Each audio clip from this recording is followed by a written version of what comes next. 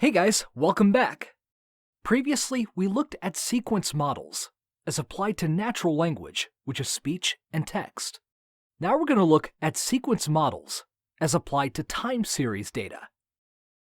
First, we're going to introduce what time series data is and what it looks like. Next, we're going to inspect seasonality in time series data. In our third video, we're going to look at resampling time series data.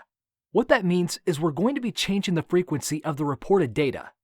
In the next video, we're going to try to predict temperature data from some historical data using an RNN. Finally, we'll try to use an LSTM model for our predictions. Before we start, let's look at a possible solution to the Step 4 assignment. Now that we're done with the assignment solution, Amazon product reviews are available as the URL specified in the last assignment. Unlike a lot of popular datasets, this one is made available as a JSON file. The assignment solution shows how we read our data into a data frame. We're interested in two columns, called Review Text and Overall. The target label we need to predict is Overall, and it has values ranging from 1 through 5, representing how positive the rating was. This represents 5 classes. But we want only 2 classes, so we create a new column called Sentiment, and we set it to 0 if the overall is below, and 1 otherwise. The rest of the code should be familiar, so go ahead and read through it. Let's look at time series. Time series data has the simple characteristic of being reported at regular intervals. It could be collected from different sources, like census data, or stock trading data, or some other source where the reporting is both consistent and periodic. For example, the data could be collected on an hourly basis or in fractions of hours, or daily. These readings could be collected and reported to a central location. In this module, we'll be working with weather data collected from stations across the UK. Let's go to our notebook to see what this data looks like. You need to ensure that your runtime is set to use a GPU, then install TensorFlow GPU, and load all necessary modules. You might need to restart your runtime after the installations. The data file we're working with is in an Assets folder.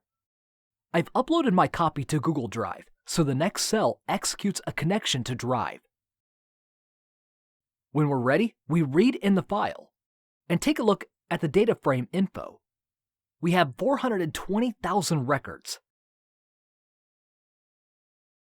And there's a time column. This column is stored as a string. There's also a temperature column that we're interested in. This dataset doesn't have any missing entries. Next, we look at the head of the data frame. We see that the first column called Date Time.